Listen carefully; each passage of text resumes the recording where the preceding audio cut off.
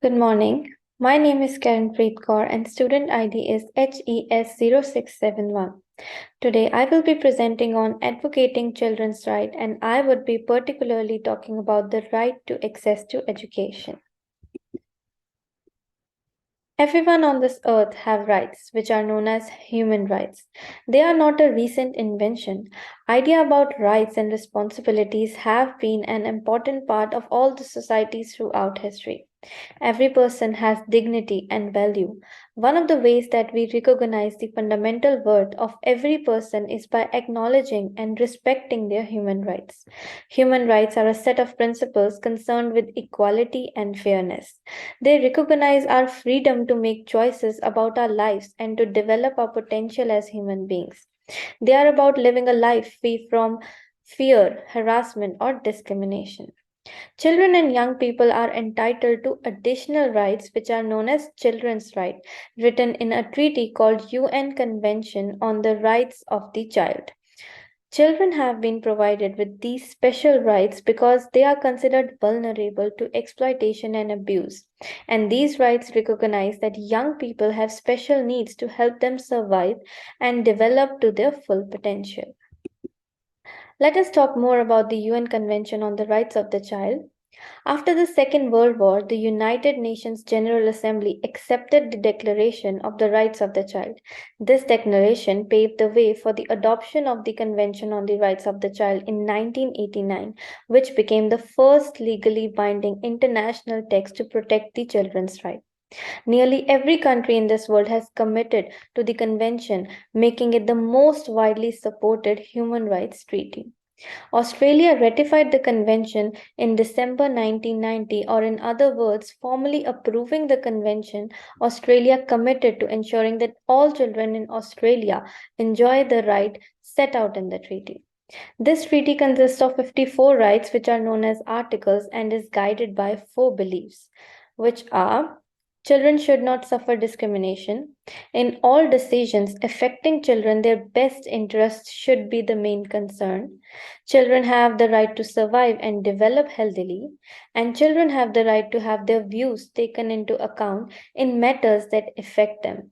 And for this presentation, I will be focusing on article number 28, access to education.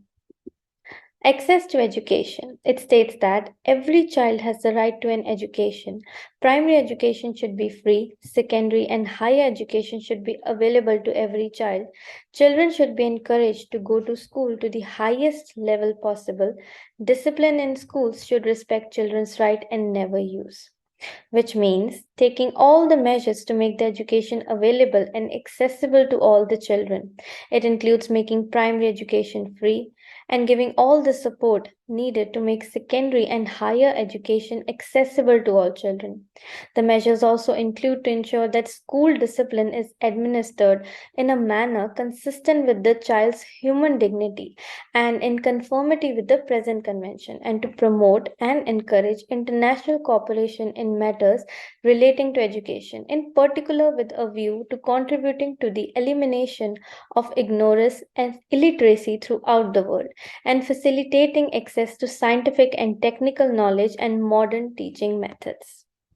Now, why is promoting this right important? Personally, I feel that education can be an answer to all the major problems in the world, like inequality, poverty, wars between the nations.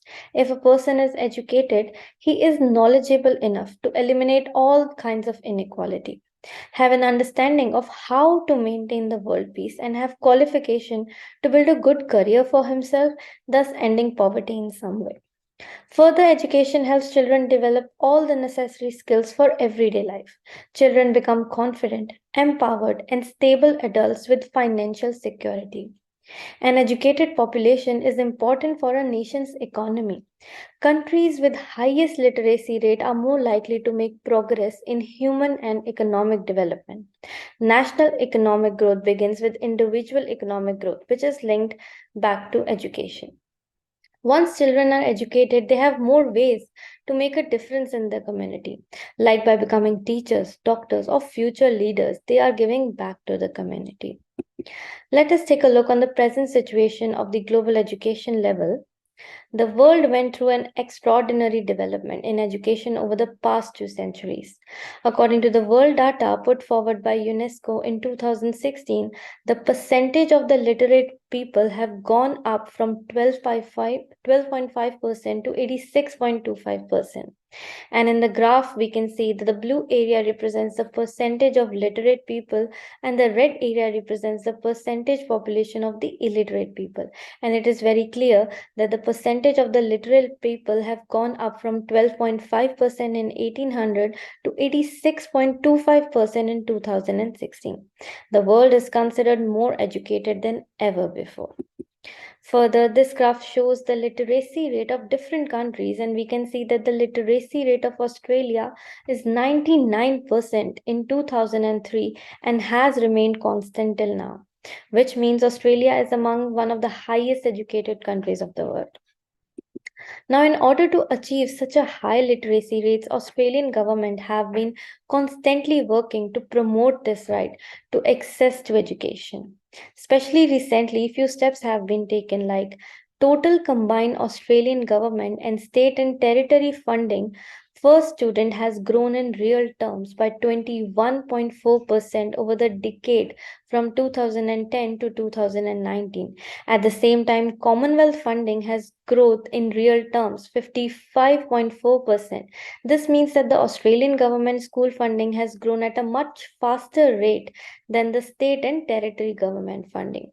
Over this time, with the Australian government share of total public funding increasing from 72.5% in 2010 for non-government schools to 77.4% in 2019 and 11.4% in 2010 to 16.1% in 2019 for government schools.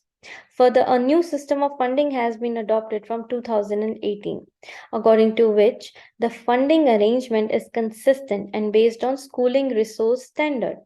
This will ensure that regardless of their home state or territory, students with greater needs will attract higher levels of funding from the Australian government, and students with the same need within the same sector will attract the same support from the Australian government.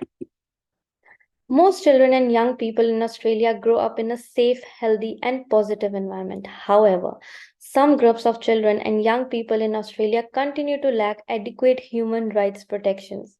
In particular, children experiencing homelessness or mental health issues, children with disability, children in immigration detention, and Aboriginal and Torres Strait Islander children are more likely to be denied their human rights. Many countries, like some African countries, Niger and South Sudan, still fall behind in literacy rates, which is less than 30%. Especially from the country where I come from, India, illiteracy is a big issue. Children are denied of the right to education due to several reasons like poverty, corruption, inequality, and many more.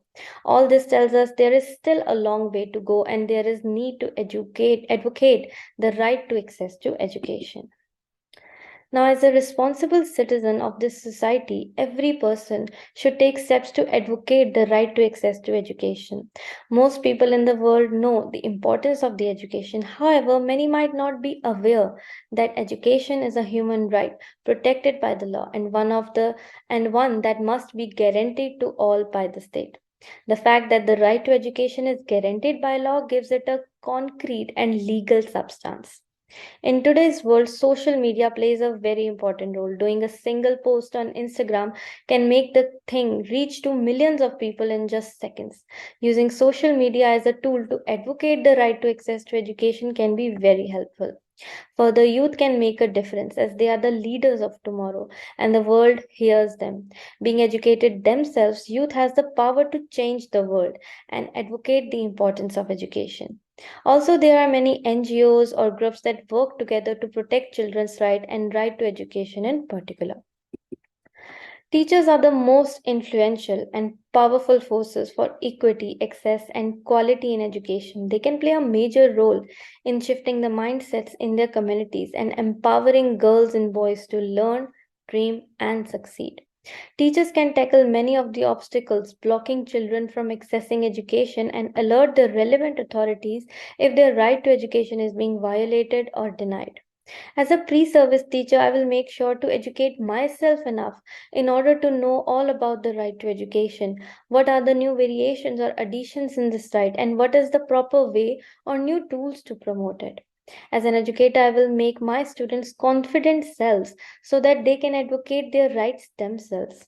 Making your immediate community aware can also help promoting the right to education, like organizing meetings to educate neighbors or people in the community, and also talking to friends and family. In the center, monthly meetings with all the educators and parents can be held to educate about this right and discussing about solutions to advocate it. These are the few steps that can be taken to educate access to education. And with this, here we came to an end to this presentation. In this presentation, we talked about the UN Convention on the Right for Children and what does it states. I focused on the right to access to education, briefly discussing about the right and why is it important. Further, I mentioned the current statistics of the world regarding the access to education and how Australian government is working to support this right. Finally, I discussed about how to advocate right to education and my strategies as an ECET. Thank you.